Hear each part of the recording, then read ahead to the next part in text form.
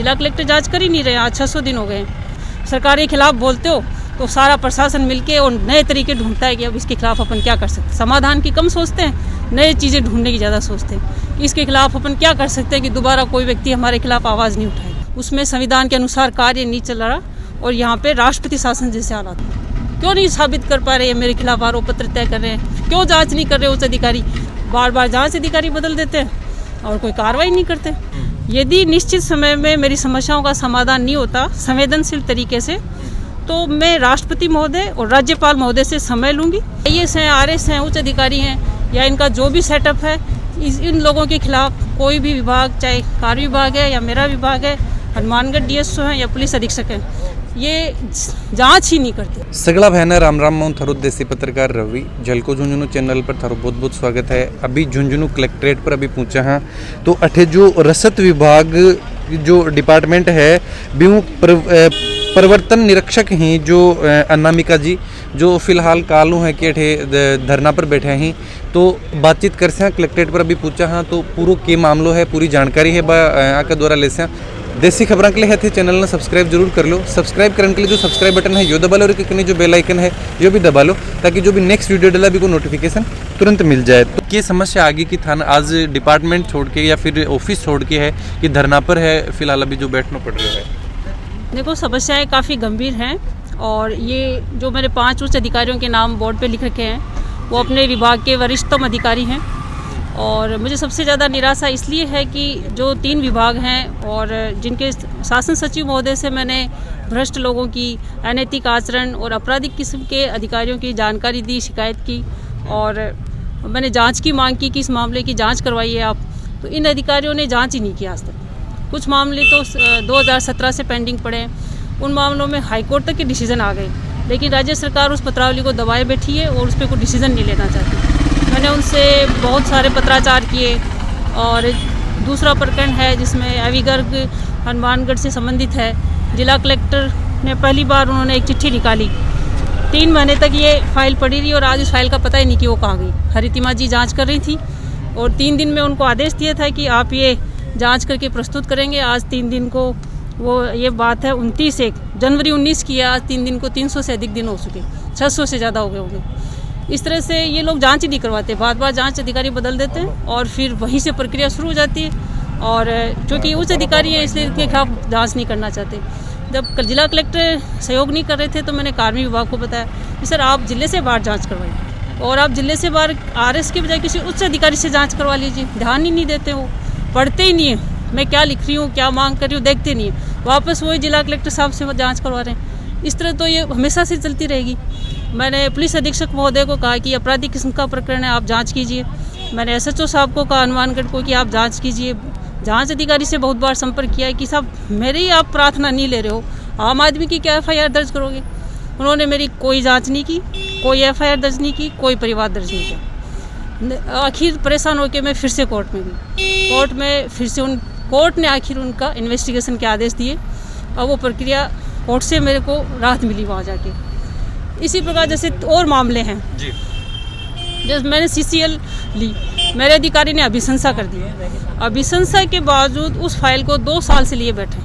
मैं कहा साहब अभिशंसा कर दी तो या तो आप स्वीकृत कर दो या मेरे डिपार्टमेंट को वापस भेज दो या आप कह दो जो कार्रवाई तो करो, कुछ उस पर आप कुछ तो लिखेंगे, कुछ भी नहीं लिख रहे हैं। उस फाइल को आप लिए बैठे हैं और मैंने उनको अवगत कराया है कि ये जो 2 अधिकारी हैं जो इस फाइल को लिए बैठे हैं, श्रीमती रश्मि गुप्ता, श्रीमती अलका मीणा, ये चाइल्ड केयर लीव के सारे नियम जानती है, अनभिज्ञ नहीं है, वो जिम्मेदार पद पे है। तो ये मेरी फाइल क्यों लिए बैठी, या तो मुझे जवाब दो। 2-2 साल तक जो आपको अभिशंसा कर दी तो 15 मिनट का टाइम है कि आप क्या करेंगे। रूलिंग्स आपके पास हैं, स्टाफ आपके पास है, आप कुछ अनगिनत मैं कर रही हूँ, मैं इतने पेज निकाल के लाई हूँ। इनको मैंने इतने रिमाइंडर दिए कि साहब उस पर कुछ तो कार्रवाई करो आप। यदि आप मेरे खिलाफ करेंगे तो मैं आगे अपील कर लूँगी, पक्ष में करेंगे तो बहुत अच्छी बात है। कुछ भी नहीं करते, किसी भी पत्र का कोई जवाब मुझे आज तक नहीं मिला। एक विभाग है वित्त विभाग से, वित्त विभाग से संबंधित मैंने टीए रूल से संबंधित एक व्याख्या मांगी, जो हमारे डिपार्टमेंट को टीए रूल से संबंधित जिस प्रकार से उन्होंने नियम जारी किया है कि हमारी आंतरिक व्यवस्था है, वित्त हमारे पास टीए रूल से संबंधित रूलिंग्स जारी करने का कहाँ से अधिकारिता है। मैंने टीए वित्त विभाग से इस नियम की व्याख्या मांगी कि साहब मेरा ये प्रकरण है, आप मुझे अपने नियमों से ये बता दो कि आप मुझे टीए रूल्स में इसमें राहत मिलेगी या नहीं मिलेगी।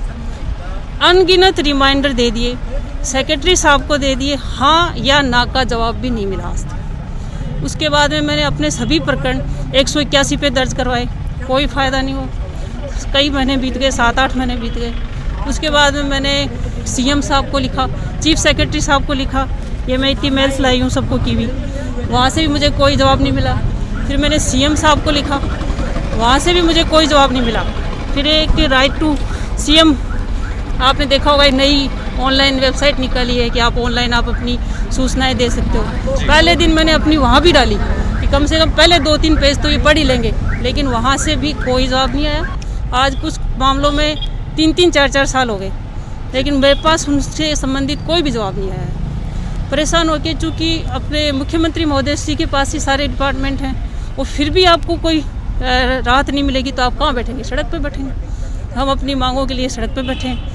मेरी सर्विस वेरिफिकेशन नहीं हुआ इसमें, मेरी वार्षिक वेतन वृद्धि पड़ी है, मेरा कई महीनों का वेतन पड़ा है, दीपावली बोनस तक नहीं मिले, और अब 18 साल का फिक्सेशन है वो भी पड़ा है। सब कुछ मेरा यूँ ही पड़ा है आप लोगों के डिसीजन नहीं लेने की वजह से। डिसीजन लेते तो हम कहीं ना कहीं तो आगे अपील करते या हमें राहत मिल जाती। इस सब से परेशान होके और हर तरह से निराश होके हम आज यहाँ धरने प्रदर्शन पे बैठे हूँ। जी मैम, जो देखा कि फिलहाल कौन सा जो थोड़ी सी जानकारी ला कि कौन सा डिपार्टमेंट में हो, लगभग कता जो टाइम हो गो थे जब कब ज्वाइन करे हा, और कौन सी के एग्जाम ही बंद क्रैक करके है कि जो डिपार्टमेंट थान मिलो हो भी की जानकारी भी थोड़ी सी आपने दर्शकों दो। मेरा 1999 के बेस में मैंने परीक्षा दी थी और 2001 में मेरी पोस्टिंग हो गई। एमए के रिजल्ट के साथ साथ ही मैं इसमें परीक्षा में पास हुई थी आरएस सबॉर्डिनेट में, और ये समय की कृपा रही और मेरे माता पिता की परवरिश मेहनत रही कि मैंने कभी बेरोज़गारी का दिन नहीं देखा।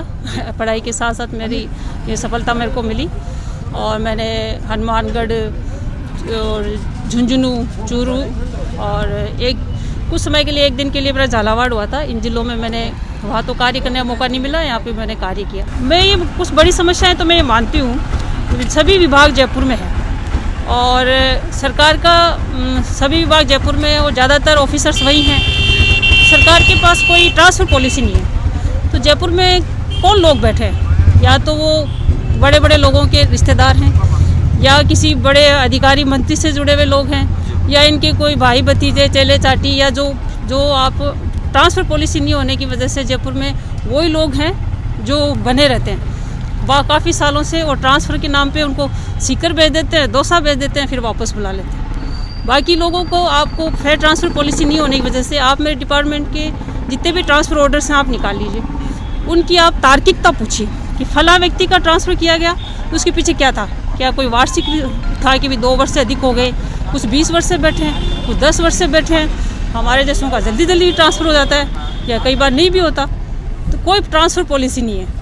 आपके ज़्यादा ट्रांसफ़र करेंगे, आप सारे दिन मकान ढूंढने में, अपने बच्चों का एडमिशन कराने में उसमें उलझे रहोगे, या फिर आपको तरह तरह के झूठे नोटिस देंगे। जैसे मेरे डिपार्टमेंट ने मेरे को झूठे नोटिस दे रखे हैं, ऐसे कागज़ पे नोटिस दे रखा है जो अस्तित्व में नहीं है। मैं उन्हें बार बार कह रही हूँ कि साहब ये कागज़ स्टैंड ही नहीं करता आज की तारीख में, आप इस पर मुझे नोटिस क्यों दे रहे हो, और ऐसे लोगों के खिलाफ कार्रवाई क्यों नहीं करते जो आपके अधीनस्थ मुझे नोटिस दे रहे हैं। लेकिन कोई जवाब ही नहीं देते, कार्रवाई नहीं करना चाहते। क्यों नहीं करना चाहते? किस चीज़ का खौफ है आप लोग? मुझे ही नहीं डर है, जो करना है आप मेरे साथ करो, क्यों नहीं करते हैं आप लोग कार्रवाई?